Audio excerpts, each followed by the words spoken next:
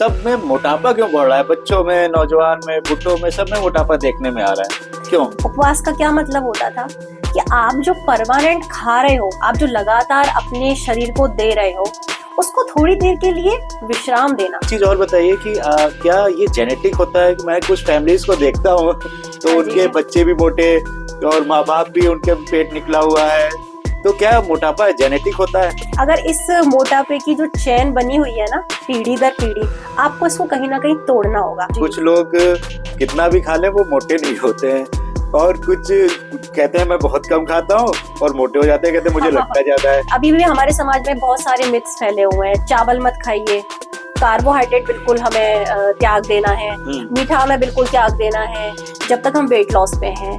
But question mark लग के ये आता है कि वेट लॉस पे आप कब तक रहेंगे? अच्छा, हमारी गट हेल्थ भी कुछ रिस्पॉन्सिबल है कि हम मोटे होंगे कि नहीं होंगे? खाना खाना मुद्दा नहीं है, खाने में क्या खा रहे हैं ये मुद्दा है, और खाना पेट में जाने के बाद कितना पच रहा है ये सबसे बड़ा मुद्दा है। नमस्कार, वंदे मातरम, जय हिंद। एक बार फिर से आपका स्वागत है तिवारी जी टॉक शो में।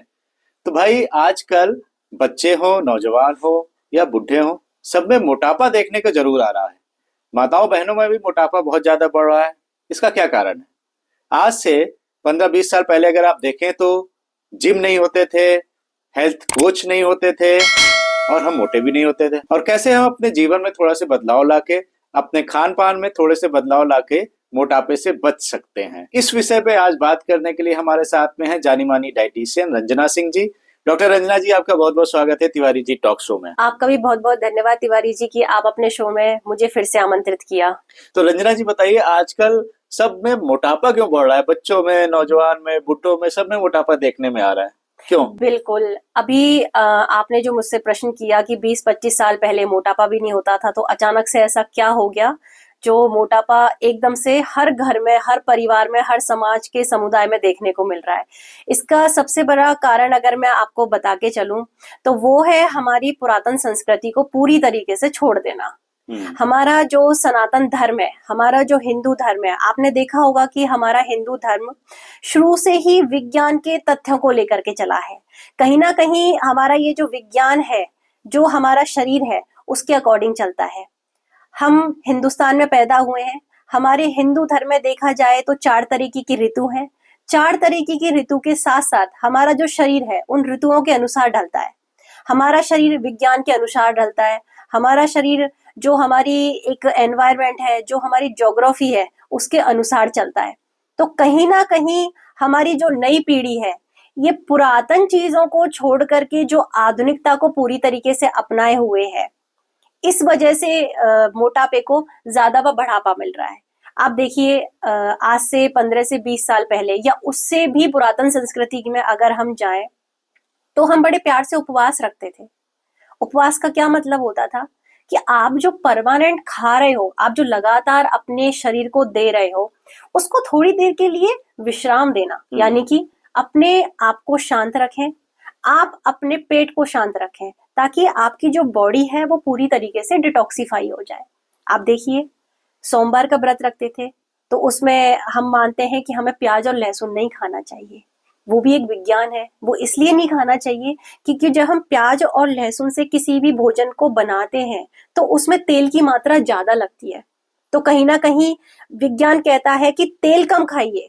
वो तेल कम इसलिए लगेगा क्योंकि आपने एक दिन के लिए प्याज और लहसुन का खाना बंद कर दिया। दूसरे दिन अगर हम आए, मंगलवार का उपवास रखते हैं, तो कहते हैं कि हमें नमक का सेवन नहीं करना। उसके पीछे भी एक विज्ञान है। वो इसलिए क्योंकि हमारे शरीर के अंदर जो ब्लड सर्कुलेशन है वो एक दिन के लिए फिर से डिटॉक्सिफाई हो गया। तो कहीं ना कहीं हमारा ब्लड का जो सर्कुलेशन है उसने संतुलन करना शुरू कर दिया। हम बात करें शुक्रवार के व्रत की कि इसमें खटाई नहीं खानी है, तो देखिए खटाई खाने से क्या होता है, जो बॉडी के अंदर का इन्फ्लामेशन है वो धीरे धीरे करके कम होना शुरू हो जाता है।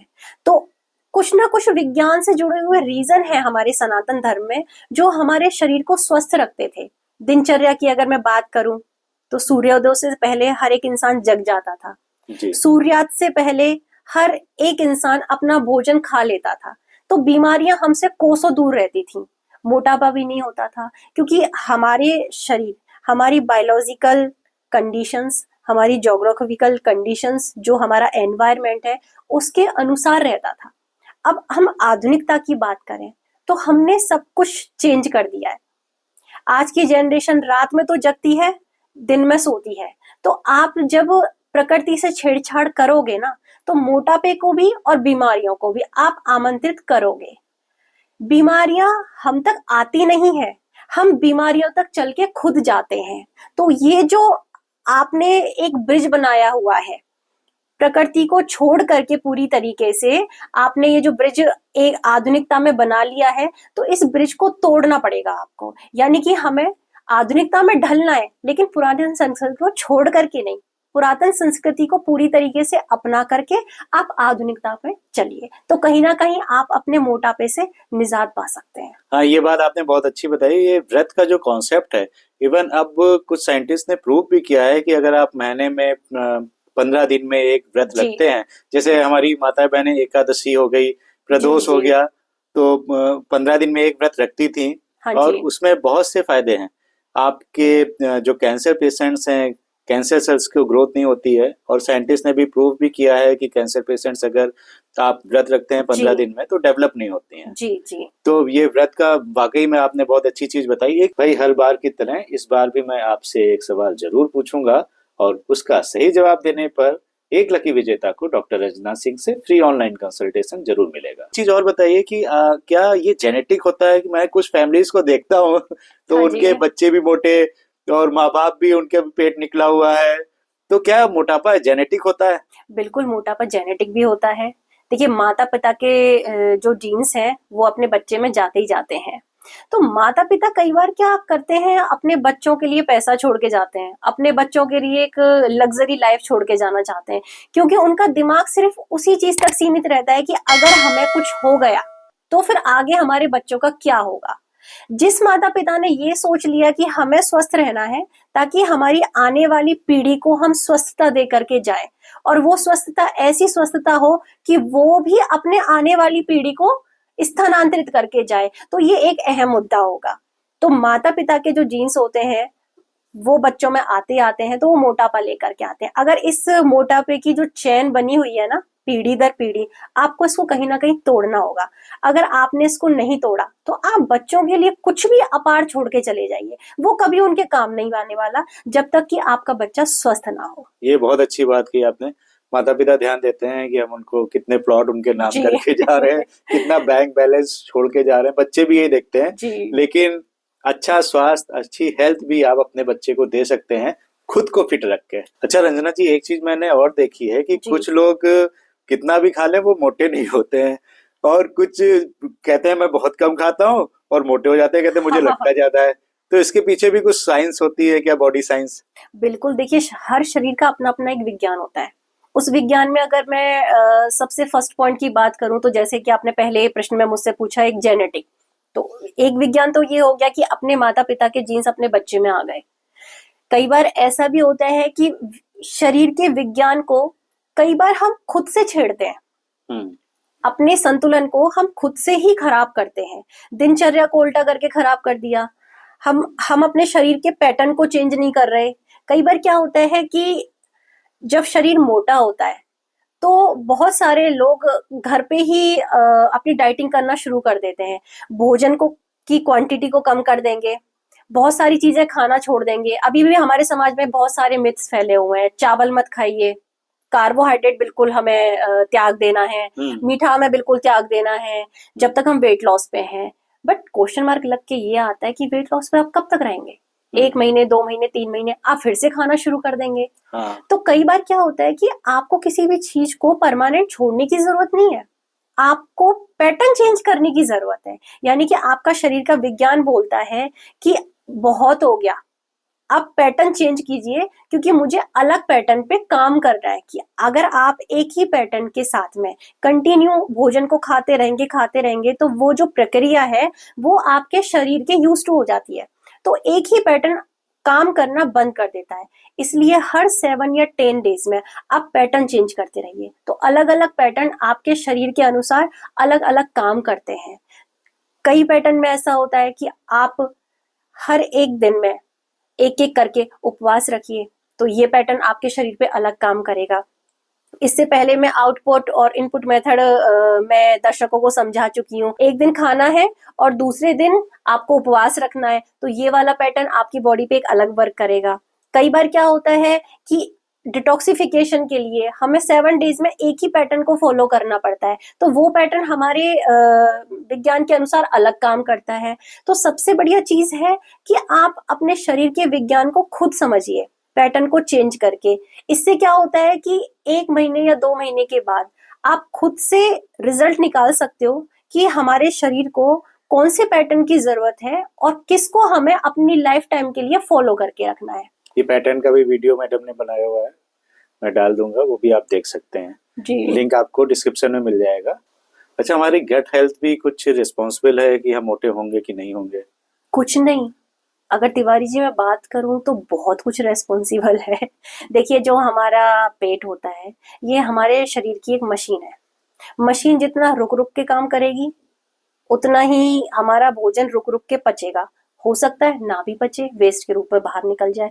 तो सबसे पहली प्रक्रिया है कि जो हमारी गट हेल्थ है, हमारा जो टमी है, इसको आपको साफ रखना है। साफ का मतलब है कि खाना खाना मुद्दा नहीं है, खाने में क्या खा रहे हैं ये मुद्दा है, और खाना पेट में जाने के बाद कितना पच रहा है ये सबसे बड़ा मुद्दा है। आपने खाया खाना एक स्वस्थता के रूप में खाया, प्योर खाया, अच्छा खाया, 100% सही खाया, लेकिन वो 40% आपके टमी ने डाइजेस्ट किया और 60% आपके टमी ने उसको थ्रो आउट कर दिया, तो आपने एब्जॉर्ब सिर्फ उसमें से 40% किया।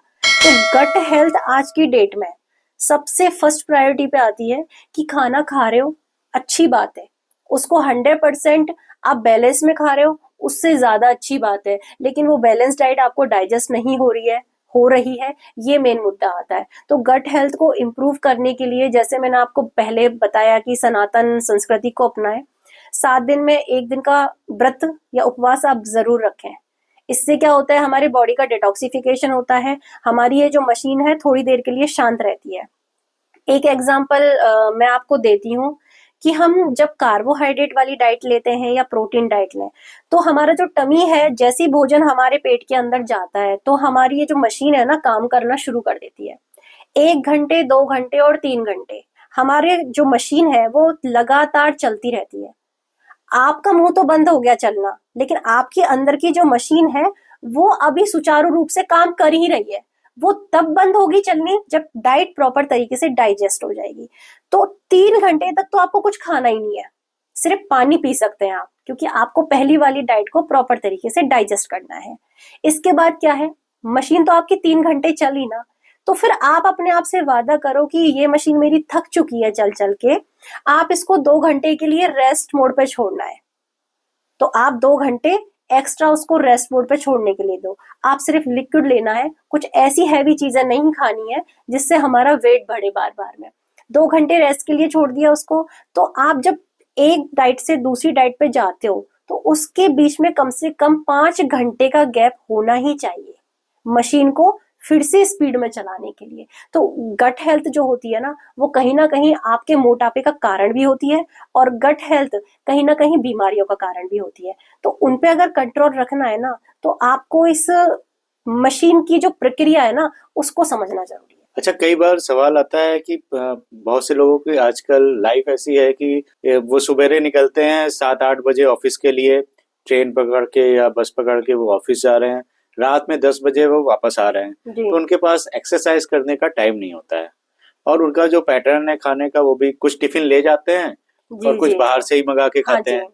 तो उनके लिए कुछ आप अगर टिप्स दे दें तो अच्छा रहेगा। देखिए, ऐसे लोगों के लिए जो वर्किंग है, मेल हो या फीमेल हो, सबसे अच्छी टिप्स तो ये है कि बैलेंस में खाइए।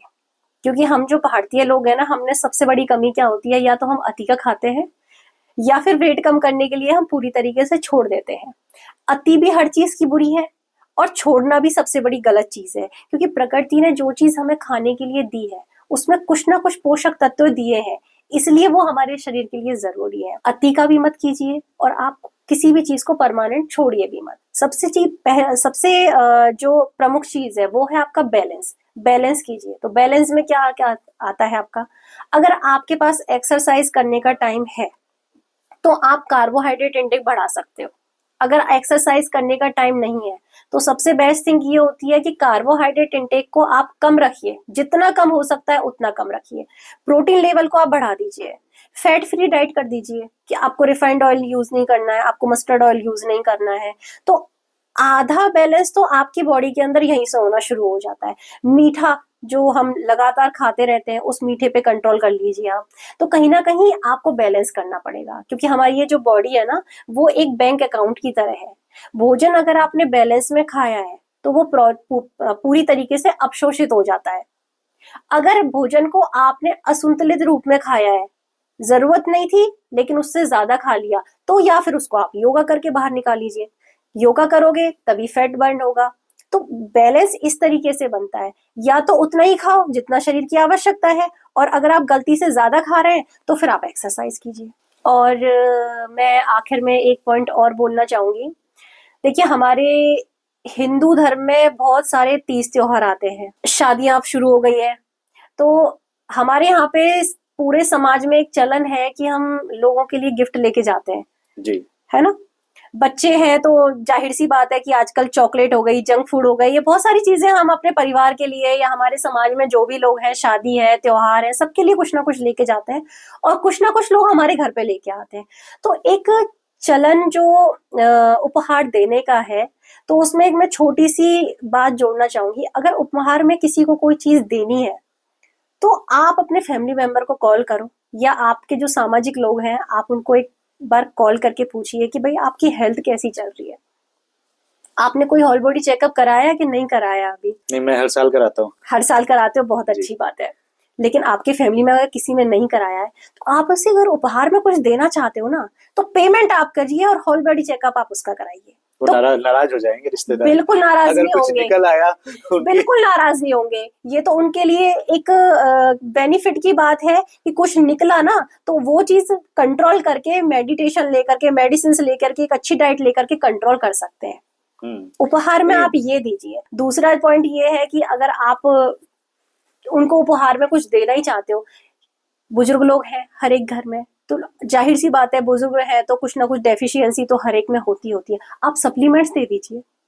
आप उन सप्लीमेंट्स को इस तरीके से बोल के दीजिए कि ये आपके हेल्थ से रिलेटेड है। हमें भाई मिठाई नहीं देनी है कि आपकी शुगर लेवल को बढ़ाना है, हमें आपको ये सप्लीमेंट देना है ताकि आपका शुगर लेवल, आपकी हेल्थ कंट्रोल में रहे। क्योंकि स्वस्थता का जो एक उपहार है ना, वो देने में जो खुशी होती है ना, वो शायद दूसरे उपहार को देने में नहीं होती है। बिल्कुल, तो ये पहल जरूर करनी चाहिए हर इंसान को। बहुत अच्छा सुझाव दिया है, और मैं तो इस काम में लगा हूँ लोगों को स्वस्थ बनाने के लिए, और स्वस्थ रहने का उपहार मैं दे रहा हूँ अपने पॉडकास्ट के माध्यम से, अपने चैनल के माध्यम से। इवन अब हम कैंप भी करने लगे हैं कई जगह जाके लोगों को जागरूक करने के लिए। तो रंजना जी, बहुत बहुत धन्यवाद, आपने इतने सारे टिप्स दिए आज हमें। अगर आप लोगों को रंजना जी की बातें अच्छी लगी हो तो आप भी अपने मोटापे को नियंत्रित कर सकते हैं अपने खान पान में, ये छोटे छोटे बदलाव लाकर। तो भाई पूछते हैं आज का सवाल। आज का सवाल है कि आटे की रोटी और बेसन की रोटी, प्रोटीन किसमें ज्यादा होता है? कमेंट करके बताइए, आटे की रोटी में प्रोटीन ज्यादा होता है या बेसन की रोटी में? कमेंट करके बताइए, और एक लकी विजेता को फ्री ऑनलाइन कंसल्टेशन मिलेगा डॉक्टर रंजना सिंह से। तो अगर आज आपको ये एपिसोड पसंद आया तो हमें कमेंट करके बताइए। कुछ सवाल हैं आपके तो आप कमेंट में पूछ सकते हैं। मिलते हैं अगले फ्राइडे रात 8:30 बजे। तब तक अपनी सेहत का बहुत बहुत ध्यान रखिए।